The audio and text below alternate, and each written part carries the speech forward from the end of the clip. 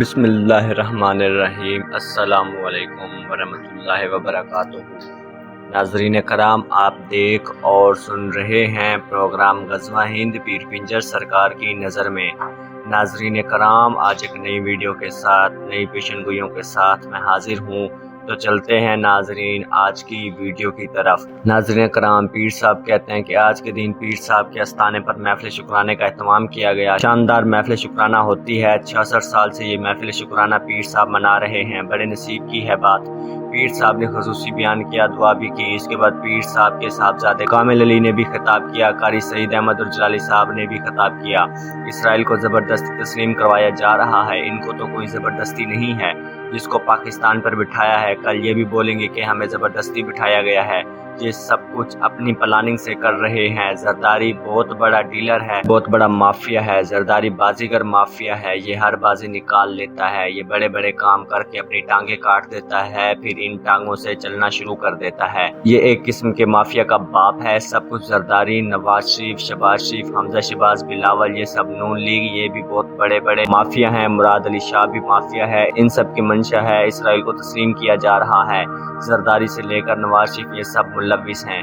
ان سے کوئی زبردستی نہیں کی جا رہی۔ پاکستان میں ان کو اقتدار اس لیے لے کر دیا گیا، یہ خود بول رہے تھے کہ اگر ہم نے حکومت چھوڑ دی تو عمران خان نے ہمیں زندہ گاڑ دینا ہے۔ پہلے جو 4 سال گزرے ہیں، ان 4 سالوں میں ہمیں ایک دن بھی سکون سے نہیں رہنے دیا، نہ سونے دیا، نہ کھانے دیا، نہ پینے دیا۔ اور آج یہ بول رہے ہیں کہ ان کے پاس زہر کھانے کے پیسے بھی نہیں ہیں۔ اگر تم حکومت میں زہر کھانے کے لیے آئے ہو تو پیسے مجھ سے لے لو اور زہر کھا لو، کہیں سے زہر خرید لو۔ اگر زہر مہنگی ہے تو تیزاب لے کر پی لو، تم مر جاؤ اور ہماری جان چھوٹ جائے گی۔ تم کہہ رہے ہو کہ خزانے میں پیسے نہیں ہیں، اگر ایسا ہے تو تم حکومت میں آئے ہی کیوں ہو؟ کیوں وزارت کا حلف اٹھایا ہے؟ کسی نے کہا تھا زہر کھانے آؤ، استعفیٰ دو اور گھر جاؤ۔ کوئی حرام نہ کمانے دیتا ہے اور نہ کھانے دیتا ہے۔ وہ دن تو اب چلے گئے ہیں جو دن نواز شریف ڈھونڈ رہا تھا، وہ شہباز شریف ڈھونڈنے لگا تھا۔ موٹر وے بنانے کے لیے ساری سیمنٹ بجری مزدوروں کے پیسے تم کھا گئے ہو۔ کم سے کم مزدوروں کی مزدوری تو نہ کھاتے، بیچارے غریب مزدوروں کو بھی نہیں بخشا۔ عمران خان تم سے ہارنے والا نہیں ہے، نہ تم اس کو ہرا سکتے ہو۔ عمران خان کو کوئی نہیں روک سکتا، ابھی تو اس نے پاکستان کو قانون کے تابع کرنا ہے، پاکستان میں صدارتی نظام لے کر آنا ہے۔ شہباز شریف کا عزم ہے کہ وہ اب چیلنج سے نپٹے گا۔ شہباز شریف نے چین سے تعاون مانگ لیا، تمہیں لے کر آنے والا امریکہ، حکومت میں بٹھانے والا امریکہ تمہاری پشت پناہی کر رہا ہے اور تم اب چین سے تعاون مانگ رہے ہو۔ شرم مگر تم کو آتی نہیں؟ جنہوں نے تم کو بٹھایا ہے ان سے تعاون مانگو، ہمارے خزانے میں تو زہر کھانے کے پیسے نہیں ہیں۔ رانا ثناء اللہ بزدل ہے، میری بات سن لو۔ عمران خان کی 6 دنوں کی ڈیڈ لائن ختم ہو گئی، لیکن تمہارے والا کام ہو گیا ہے، کیونکہ ان کی پلاننگ اور ہے لیکن ہو کچھ اور گیا ہے۔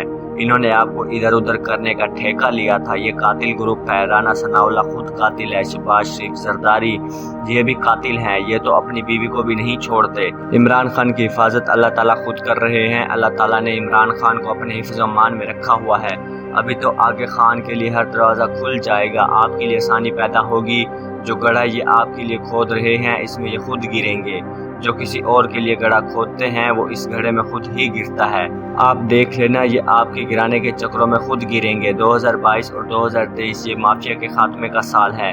پاکستان اب مافیا کو ختم کر دے گا۔ 2022 اور 2023 امام مہدی علیہ السلام کے ظہور کا سال ہے۔ 2027 دجال کے آنے کا سال ہے۔ 2034 تک عالمی جنگ بھی لگے گی اور حضرت عیسیٰ علیہ السلام کا دنیا میں اترنے کا سال ہے۔ وہ جس عمر میں گئے ہیں اس عمر میں واپس آئیں گے۔ جو اللہ کے قریب ہوتے ہیں ان میں اللہ تعالیٰ برکت فرماتے ہیں۔ جب حضرت امام مہدی علیہ السلام اس دنیا سے جائیں گے، ان کا نماز جنازہ حضرت عیسیٰ علیہ السلام پڑھائیں گے۔ نواز شریف اور الطاف حسین کی واپسی نیا بھونچال، انہوں نے ڈیل کر لی ہے، کافی سال سے انہوں نے پیسے نہیں لیے۔ الطاف حسین آئے یا نہ آئے، نواز شریف تم خود تو آؤ، تم آ جاؤ یہی بہت ہے۔ لاہور ہائی کورٹ میں حمزہ شہباز کو عہدے سے ہٹانے کے لیے سماعت، مریم نواز ایک بار پھر نون لیگ کو مردہ قرار دے دیا۔ کپتان کے کھلاڑیوں نے سب کچھ صاف کر دیا، شہباز شریف نے ہنگامی اجلاس بلوا لیا۔ عمران خان کے خلاف سازش کا بھانڈا بھی پھوٹ گیا۔ دبنگ مارچ ہوگا یا نہیں ہوگا، لانگ مارچ ہو یا نہ ہو، حکومت چلی جائے گی۔ زرداری کی کمر ٹوٹ چکی ہے، اب یہ مزید نہیں چل سکتا۔ لانگ مارچ کی حکمت عملی نے رانا ثناء اللہ کو چکمہ دے دیا، اگلا لانگ مارچ کب ہوگا؟ امپورٹڈ حکومت گھبرا گئی اور کنٹینر لگانے شروع کر دیے۔ مریم نواز کہتی ہے عمران خان کو اب لانگ مارچ کرنے کا کوئی حق نہیں ہے، سارے حق نون لیگ والوں کے پاس ہیں۔ اللہ کے بندو، اگر تمہیں زبردستی بٹھایا گیا ہے تو تم کام کر کے دکھاؤ۔ تمہاری ٹانگیں کانپ رہی ہیں، جسم تمہارا ساتھ نہیں دے رہا، کوئی چیز تمہاری ٹھیک سے کام نہیں کر رہی۔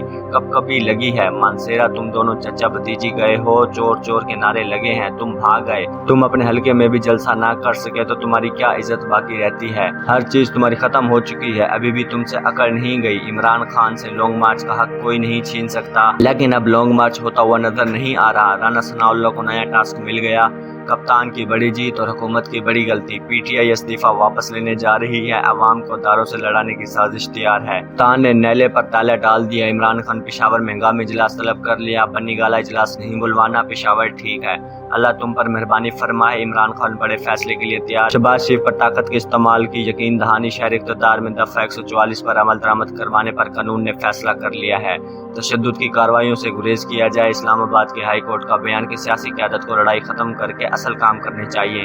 کیا وجہ ہے جو بھی حکومت میں آتا ہے پہلی والی باتیں بھول جاتے ہیں؟ الیکشن سے قبل انقلابی اصلاحات سے قوم کو فائدہ ہوگا، اس میں سب کو شریک کریں۔ پی ٹی آئی کی طرح اس کو حکومت سے نکالا جائے، عوام کو نیا مینڈیٹ دیا جائے۔ مہنگائی کی سونامی، غریب سے 2 وقت کی روٹی بھی چھین لی گئی ہے۔ عمران خان نے دوبارہ لانگ مارچ کا عندیہ دے دیا، حقیقی مارچ کے لیے نکلنا ہے اور اب پوری تیاری کے ساتھ آئیں گے۔